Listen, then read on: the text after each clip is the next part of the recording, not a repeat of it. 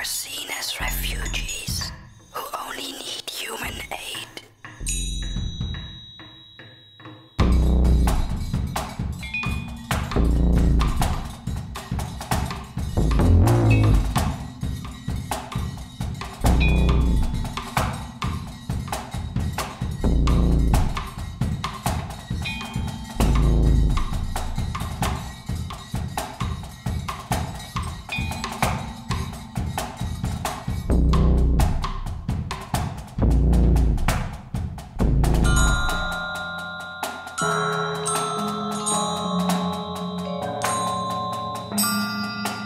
Because Flight 119 was late, my comrade and I had to wait for half an hour in the lounge.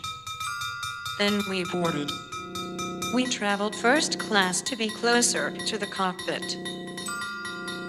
After liftoff, we were offered lunch, but we refused because we didn't want the tables to be in our way. Some of the passengers were looking outside. Others were playing computer games. Unfortunately, there were not many of them, so the cabin crew gave us lots of extra attention. I asked the stewardess for a blanket. I wrapped it around me and held up 5 fingers to my comrade, signaling 5 minutes before action. Under the blanket, I took a handgun and hand grenade from my shoulder bag. Then I removed the safety pin from the grenade.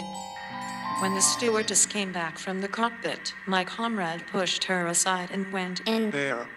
Gun in one hand, grenade in the other. I followed directly behind him. He shouted, "Don't move. You will now follow the orders of the new captain." The captain was totally surprised when I stepped forward and said, "I am the new captain. Take this souvenir. It is the safety pin of this grenade. If you do not follow my orders, I will blow up the plane and its passengers." I told him to fly to the main airport of the occupied territory, close to the capital. We did not want to land there. We just wanted to show what we were capable of doing. Then I addressed the passengers through the intercom. "Ladies and gentlemen, your attention, please. Please fasten your seat belts. This is your new captain. Our commando unit for the liberation of the occupied territory is now in control of this aircraft. We order you to 1. Stay seated and remain calm. 2. Put your hands behind your heads.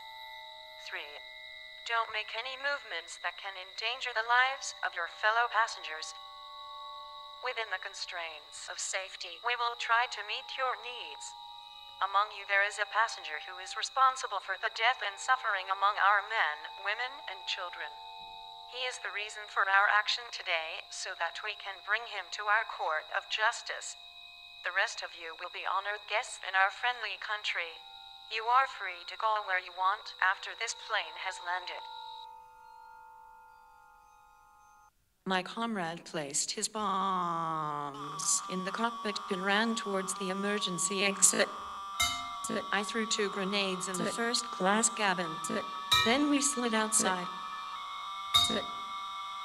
Only 2 minutes later, there was an enormous explosion and the nose of the plane collapsed.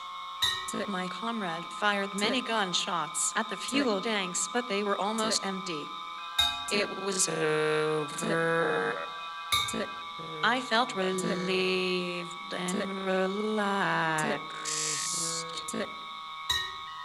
6 weeks later, I returned to the airport to collect my suitcase that was left behind in the plane. They said they would send it to me. 35 years later, and I am still waiting.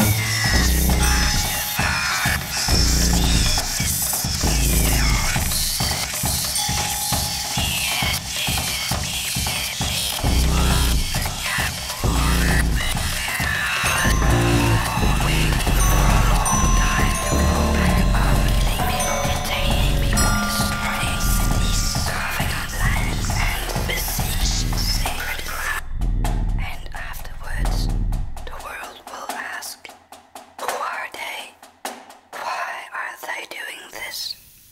How could a woman do such a thing? So it